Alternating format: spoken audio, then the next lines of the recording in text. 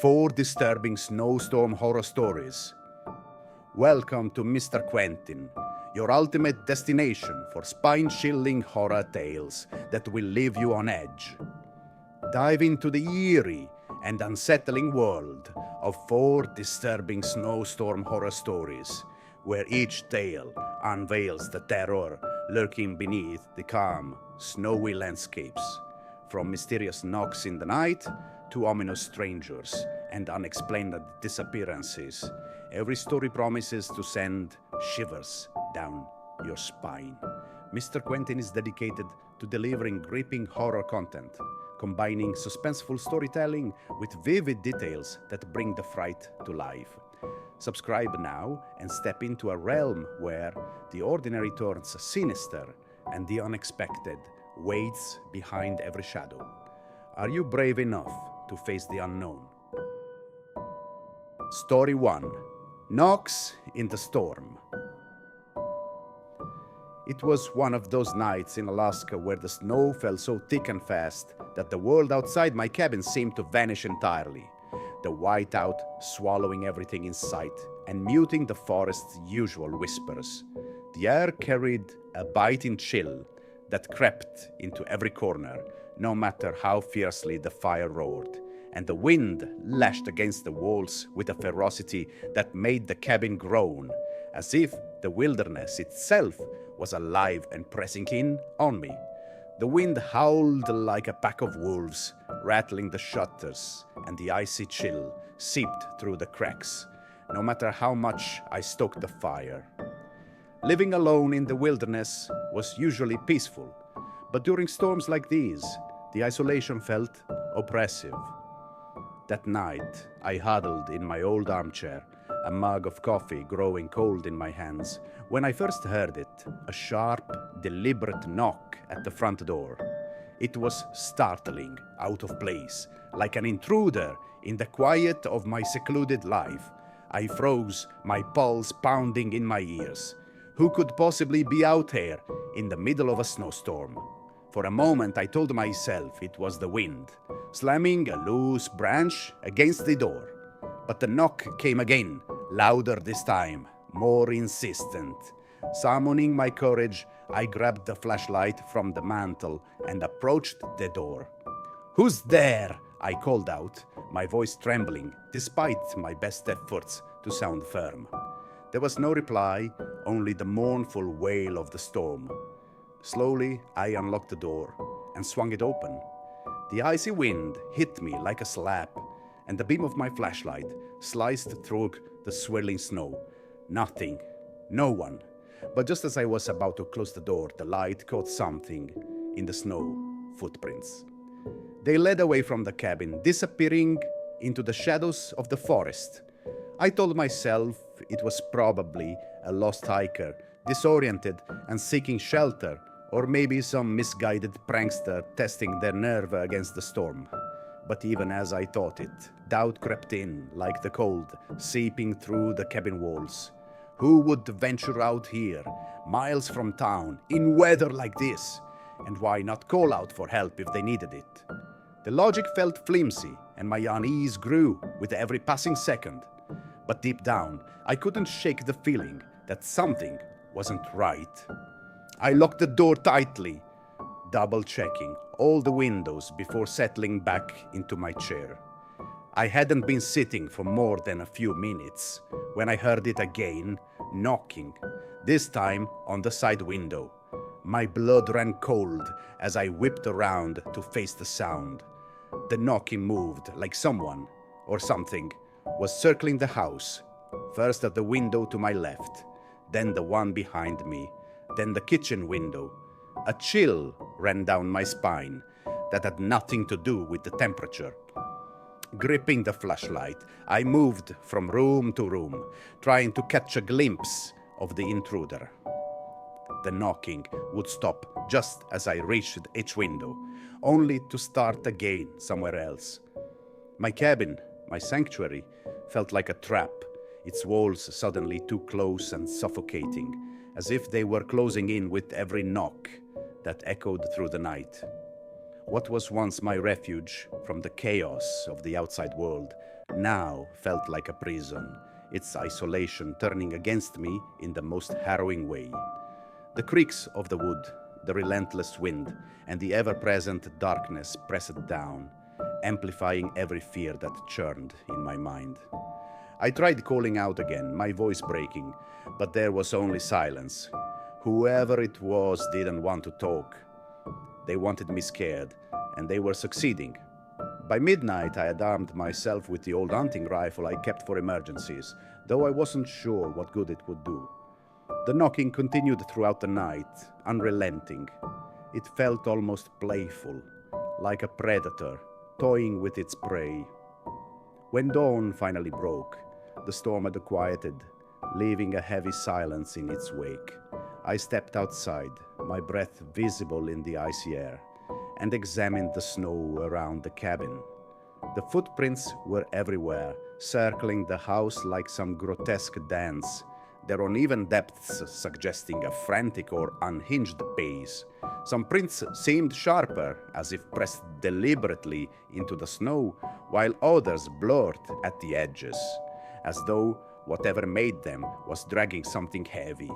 Each step seemed to tell a story, a twisted narrative of chaos and intent, and the longer I stared, the more I felt the haunting rhythm of their erratic paths imprinted on my mind. They were deep and erratic, as if made by someone pacing back and forth. But what unnerved me most was where they led. The prints trailed off into the woods and then vanished. No sign of a person, no broken branches, just smooth, undisturbed snow where the tracks should have continued. My stomach churned as I noticed something else. Snowmobile tracks faintly etched into the snow nearby, heading deeper into the wilderness. I called the police, explaining the strange events of the night. They arrived later that morning, two officers bundled in thick coats, their faces skeptical but polite. They examined the tracks and the perimeter of the house, but found nothing conclusive. "Probably some kids messing around," one of them said. "Snowstorm or not, it happens. If anything else happens, give us a call." They left me with reassurances that felt hollow and advised to keep my doors locked, as if I hadn't already. That day I made a decision. I drove into town and purchased a new lock, a motion sensor light, and a handgun. The clerk at the store gave me a knowing look, but said nothing as he rang me up. Back at the cabin, I fortified every door and window, vowing that no one would invade my home again. But even as I worked, the uneasy feeling lingered. The tracks, the knocking, the silence. It all felt like more than a prank or a random act of trespassing. It felt personal, calculated, as if someone had been studying me, learning my routines and waiting for the perfect moment to strike. The precision of their movements, the relentless knocking, and the eerie footprints suggested an intelligence behind the chaos, something far more sinister than a mere prank. As I lay in bed that night, the cabin eerily quiet, I wondered if I'd ever feel safe again, out here in the vast, unyielding wilderness, surrounded by miles of snow and silence. It felt like I was completely alone, or worse, like someone was watching. Do you dare to listen to the dark? If tonight's tale gave you chills, let us know your thoughts in the comments. We want to hear what creeps you out and what other stories you'd love us to explore. Don't miss out on the next terrifying story. Subscribe to MR.Quentin and join the family that thrives on the unknown. Tap the notification bell so you're the first to hear every spine-chilling tale. Share this video with someone brave enough to face the darkness, and let's dive deeper into the creeps that haunt our world. Comment below and become part of the terror. The darkness is calling, and we want you with us. Story 2: The Ice Fisherman's Warning. I'll never forget that day on the frozen lake. The morning air bit at my cheeks, a sharp reminder of the storm that was brewing in Minnesota's skies. Ice fishing was my solace, my escape from the daily grind. Even with a forecast warning of a blizzard, I couldn't resist the pull of the lake's silence and the promise of the catch. I loaded my gear, parked my truck, and trekked across the glassy expanse of the frozen water. The crunch of my boots against the ice the only sound in the frigid stillness. The sky above was an ominous gray, a thick blanket of clouds threatening to suffocate the weak winter sun. The solitude was intoxicating, but it didn't last. As I drilled my fishing hole and set up my tent, I caught sight of him, a man standing eerily still about 50 yards away. He wore no discernible winter gear, just a dark, tattered coat, and his figure seemed to waver, almost blending into the dull landscape. His face was pale, and his eyes seemed impossibly black, like two voids that absorbed all light. "It's not safe today," I called out, my voice breaking the heavy silence. He didn't respond, didn't even flinch. I squinted, trying to make sense of his presence. The air around him seemed heavier, colder, as if the very atmosphere was rejecting him. Then, as if the very air swallowed him whole, he was gone. The spot where he'd stood was empty, as though he'd never been there. My skin prickled despite the layers of clothing, and an unsettling feeling took root in my gut. Shaking it off, I told myself it was just a trick of the light, maybe a shadow cast by the shifting clouds. But the sense of unease only grew stronger. The wind began to pick up, howling like a living thing, and the ice beneath me groaned, a low, mournful sound that made my heart skip. The sound grew louder, more menacing, until it was unmistakable. The ice was cracking. My breath hitched as I felt a sudden, unnatural warmth radiating from the ice below, as if something alive was stirring beneath the frozen surface. Panic surged through me. I grabbed my gear, but there was no time to save everything. The tent was the first to go, collapsing into the icy water with a sickening splash. I scrambled toward the shore, my breath visible in frantic clouds as I ran. Each step felt like a gamble, the ice threatening to give way beneath my weight. Just as I reached solid ground, I turned back and froze. The man was there again, standing on the fractured ice where I'd been moments before. His head tilted slightly, as if in mock curiosity, and a faint smile curled his lips. Then, with an eerie grace, he stepped forward onto the thin, cracking ice and disappeared beneath the surface without a sound. The ice swallowed him whole, leaving no ripples, no disturbance, as though he had never existed. My heart pounded as the first flakes of the blizzard began to fall, swirling around me like ghostly whispers. I stood there for what felt like an eternity, the cold gnawing at my face and hands. My mind raced. Who was he? What had I just seen? I tried to convince myself that it was a hallucination, perhaps brought on by the cold or my own imagination. But deep down, I knew better. The way he had moved, the way he vanished, it was something no ordinary man could do. The ice groaned again, a deep, resonant sound that echoed in my chest, snapping me out of my daze. I stumbled back to my truck, my heart hammering in my chest, and fumbled with the keys until I managed to start the engine. As the heater roared to life, I looked back toward the lake one last time. Through the flurry of snow, I thought I saw a figure standing near the edge of the ice, watching me. I blinked, and it was gone. That night, I couldn't sleep. Every time I closed my eyes, I saw his pale face and those black, empty eyes staring back at me. I tried to forget, to chalk it up to some bizarre encounter with a local or an overactive imagination. But the nightmares wouldn't let me. In my dreams, the ice cracked beneath me, and cold, skeletal hands reached up from the depths to drag me under. I'd wake up drenched in sweat, the sound of that man's voice echoing in my ears. It's not safe today. In the weeks that followed, I heard rumors in town about strange occurrences on the lake. Fishermen spoke of odd sounds. Whispers carried on the wind, the sound of footsteps on the ice when no one else was around. Some claimed to have seen a shadowy figure standing in the distance, always just out of reach. Others mentioned equipment disappearing, holes in the ice closing up as if they had never been drilled. The locals had a name for it, the Watcher of the Lake.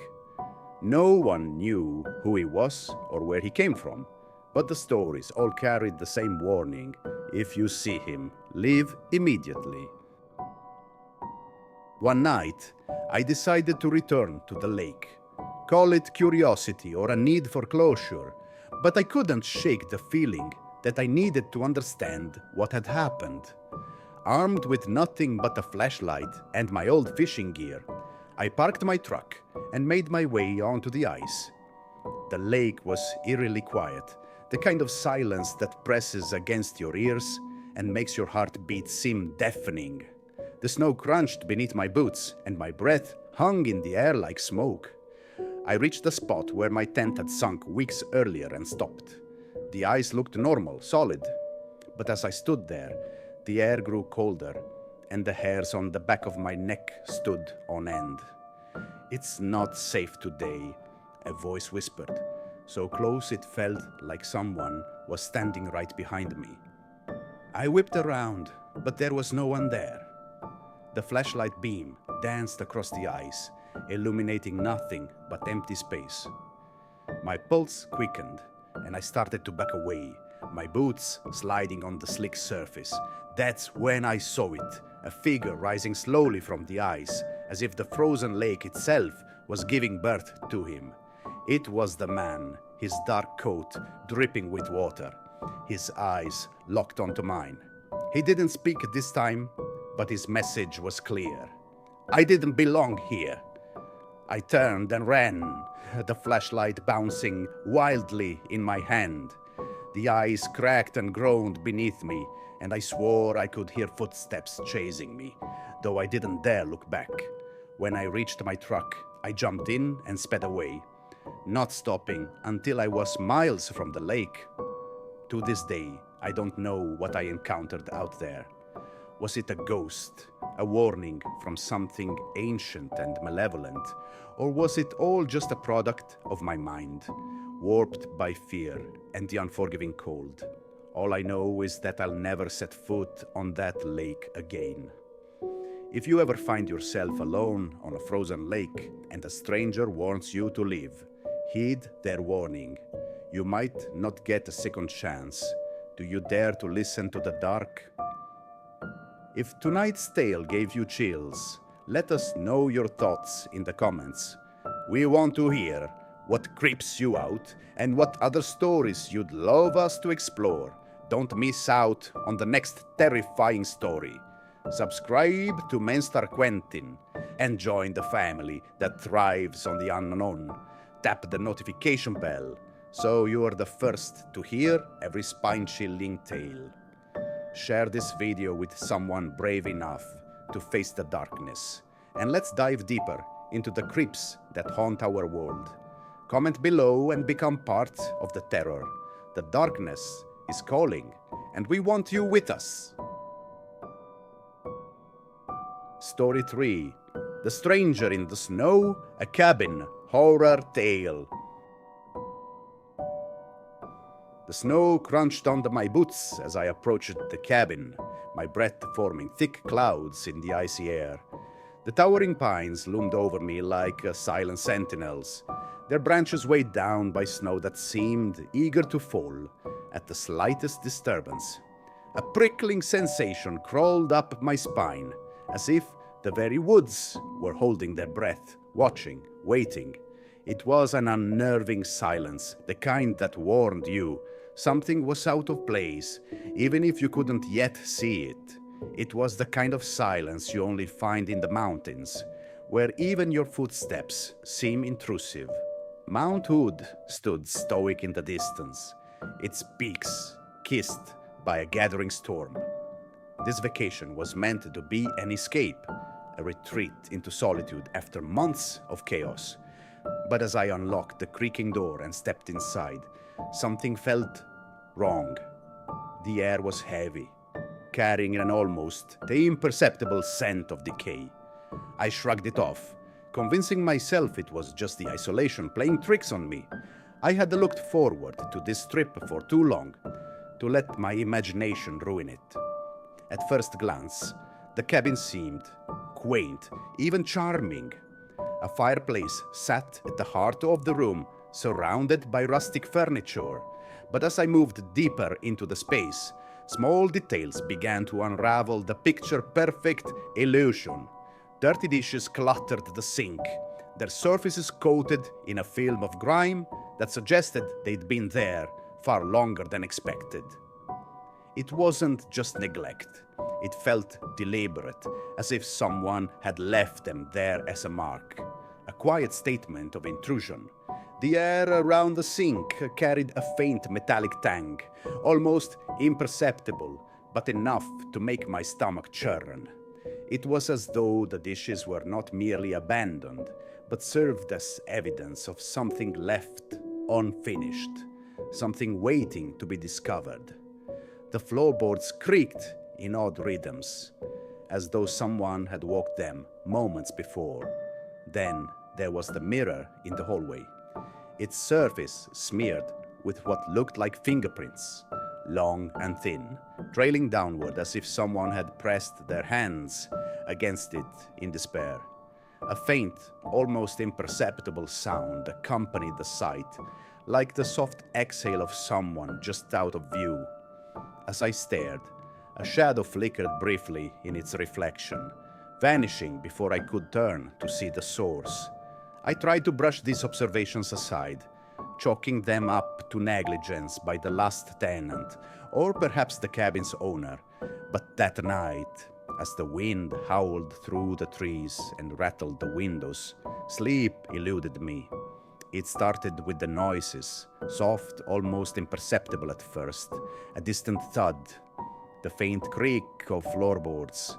Then came the unmistakable sound of footsteps pacing just outside the back door. My pulse quickened as I lay frozen in bed, every nerve in my body on high alert. Gathering what little courage I could muster, I grabbed the flashlight from the nightstand and crept toward the door. I shone the beam into the darkness, illuminating nothing but swirling snow. Yet there they were, footprints, fresh and deliberate, leading from the back door into the woods. My breath caught in my throat as my chest tightened with an icy grip. My hands trembled, clutching the flashlight so tightly that my knuckles turned white. My mind raced, picturing scenarios both rational and utterly horrific. Was someone out there now, hidden among the trees? I felt the blood pounding in my ears as the dark silence of the forest seemed to press closer, suffocating me with its weight. Every instinct screamed at me to retreat, but my legs felt like they were encased in cement, refusing to obey. The next morning, I called the cabin owner, my voice trembling as I recounted the events of the night. There was a pause on the other end of the line before he spoke. "This isn't the first time," he admitted, his voice low and wary. "A stranger's been spotted near the property before. Folks say he's harmless.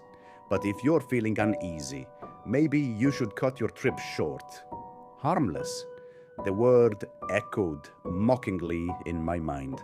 Harmless people don't pace outside doors in the dead of night. Despite his warning, I chose to stay. Pride, stubbornness, or perhaps sheer stupidity convinced me that leaving would be an overreaction. During the day, I busied myself with hiking and reading, but the unease lingered, festering like a wound. The second night was worse. The noises grew bolder, a scraping sound against the windows, followed by what I could only describe as faint whispers. I thought I was losing my mind until I saw it. A shadow moved across the living room wall, quick and fluid, like ink spilled on water. It wasn't mine. My breath hitched, my chest tightening, as though a cold hand had wrapped itself around my ribs. My skin prickled with a clammy sweat, and my pulse hammered against my eardrums. For a moment I forgot how to move. My limbs locked in place, as though the very air around me had turned to ice, freezing me in that terrifying instant. When I finally gathered the courage to investigate, I found nothing. No footprints, no signs of forced entry. Just that damn shadow, burned into my memory like a brand. By the third night, fear had evolved into paranoia. I locked every door and window, barricading them with furniture. Sleep was out of the question. I sat in the corner of the bedroom, clutching a fire poker like it was a talisman. The storm outside had reached its peak, snow battering the cabin with relentless fury. The wind roared like a feral beast, its howls punctuated by the sharp crack of tree branches breaking under the strain. I could feel the cold seeping through the walls, a numbing chill that crawled into my bones, while the relentless drumming of icy pellets on the windows created a dissonant rhythm that set my teeth on edge. Hours stretched into an eternity as I listened to every creak and groan of the old wooden structure. Then, just before dawn, I heard it, the doorknob rattling slowly, methodically, as if whoever was on the other side wanted me to know they were there. My grip on the fire poker tightened as adrenaline surged through my veins. "Leave," I whispered, my voice trembling. The rattling stopped. For a moment, silence reigned, thick and suffocating. Then a single knock, soft, deliberate, and impossibly loud, against the quiet. "Who's there?" I choked out, but no answer came. The knock did repeat. When the sun finally rose, the storm had subsided, leaving a pristine blanket of snow. I stepped outside, my body trembling from more than just the cold. There were no footprints this time, no evidence of anyone's presence but my own. I left the cabin that morning, vowing never to return.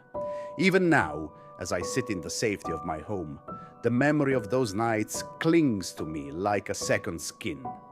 I find myself wondering, what if they're not done? What if leaving the cabin wasn't the end, but the beginning of something far worse? The thought coils around my mind like a shadow, whispering that some doors, once opened, can never truly be closed. The thought that haunts me most isn't the shadow or the noises or even the knock. It's the realization that the stranger, whoever they were, didn't want to hurt me. They wanted me to know they could. Because even the most peaceful places, I've learned, can hide the darkest secrets. Do you dare to listen to the dark? If tonight's tale gave you chills, let us know your thoughts in the comments. We want to hear what creeps you out and what other stories you'd love us to explore. Don't miss out on the next terrifying story. Subscribe to Mr. Quentin and join the family that thrives on the unknown. Tap the notification bell so you're the first to hear every spine-chilling tale. Share this video with someone brave enough to face the darkness. And let's dive deeper into the creeps that haunt our world. Comment below and become part of the terror. The darkness is calling, and we want you with us. Story 4. The Sinister Driver, a Harrowing Snowstorm Encounter. The journey to Taos, New Mexico began as a photographer's dream. Just me, my camera, and the vast open landscapes awaiting capture. The crisp air carried a biting chill, and the snow-blanketed terrain glistened under the pale winter sun, each scene more picturesque than the last. Every shutter click seemed to freeze a moment of timeless beauty. As the day progressed, however, the sky grew heavy with ominous, slate-gray clouds, and a piercing wind began to howl through the desolate expanse. The serene ambience quickly morphed into a foreboding presence.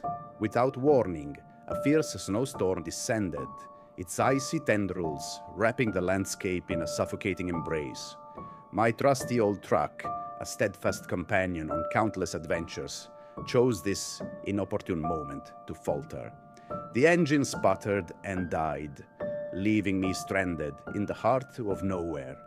The final echoes of its demise, swallowed but by the howling tempest. Snow accumulated rapidly, forming a cold, unyielding prison around me, and the weight of isolation pressed heavily on my chest. Just as despair began to set in, distant headlights pierced the swirling snow. Initially, relief washed over me. A massive truck emerged from the blizzard, its engine growling like a predatory beast. Hope surged as it slowed to a halt nearby. The driver emerged, a towering figure, clad in a heavy, weather-beaten coat and a wide-brimmed hat that cast deep shadows over his features.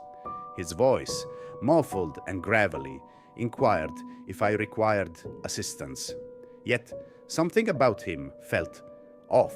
His movements were deliberate, almost mechanical, and his eyes, what little I could see, gleamed with an unsettling intensity, reflecting the dim light in a way that sent a shiver down my spine. An instinctual unease gnawed at me, urging caution. But with the storm's fury unabated, and no other options in sight, I felt compelled to accept his help. He offered to tow my truck, but when I declined, preferring to wait out the storm, his demeanor subtly shifted.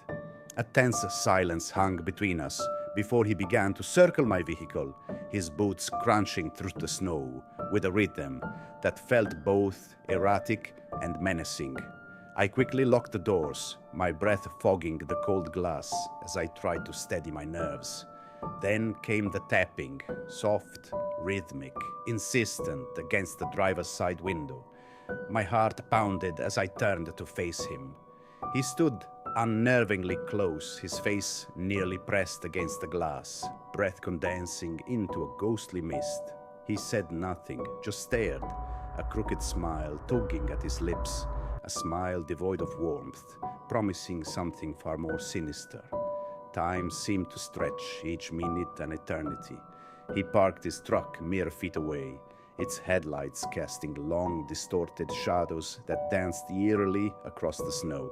And at one point, I glimpsed him retrieving something from his vehicle, a large crowbar, its metal surface gleaming ominously in the dim light.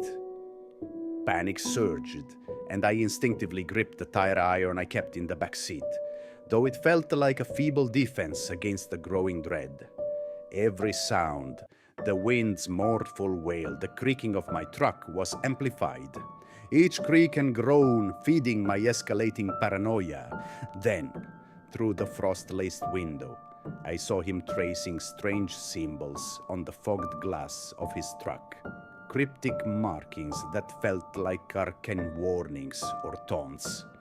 My chest tightened with each passing second, his silhouette a dark specter in the storm. The cold was relentless, seeping into my bones, but it was his presence that truly froze me. My mind raced, conjuring horrific scenarios of his intentions. I clutched the tire iron tighter, knuckles white, silently praying that the locked doors would hold. Every blink brought visions of his unsettling grin, the predatory gleam in his eyes, the methodical tapping, a macabre test of my resolve. Then an eerie calm settled over the storm, as if nature itself was holding its breath. I watched in muted terror as he exited his truck once more, dragging a large misshapen burlap sack through the snow. My headlights illuminated its lumpy contents, disturbingly human in outline. Nausea churned within me, a primal fear taking hold. He halted a few feet from my window, head tilting as if studying my reaction. The sack lay motionless beside him, a grotesque enigma. Slowly, he raised a gloved hand, pointing directly at me, then drew his thumb across his throat in a deliberate, chilling gesture. Terror unlike any I'd ever known gripped me, a visceral realization of my vulnerability. Hours dragged on, each second an agonizing wait. I could barely feel my extremities, the cold numbing more than just my body. His truck remained a looming presence, an ever-watchful sentinel. Then, without warning, its engine roared to life and he vanished into the storm, leaving me in his stunned silence. I remained in the truck, paralyzed by fear, until the first light of dawn pierced the dissipating storm. Summoning every ounce of courage, I stepped outside, only to find a single, deep boot print leading away from my vehicle, abruptly ending as if he'd been swallowed by the earth. Worse still scrawled across my driver's side window in the frost, where the words, "See you soon." Relief eluded me. Instead, a profound unease settled deep within. In the days that followed, I couldn't shake the feeling that I'd narrowly escaped an unspeakable fate. As the darkness deepens and the stories grow more unsettling, we venture deeper into the unknown together. Each chilling tale brings us closer to the eerie truths lurking just beyond the veil of reality. The terror doesn't stop here, it only gets worse. Subscribe to MR.Quentin now and stay on the edge of your seat. You won't want to miss what's lurking in the shadows next. Hit that notification bell and prepare for the next terrifying chapter.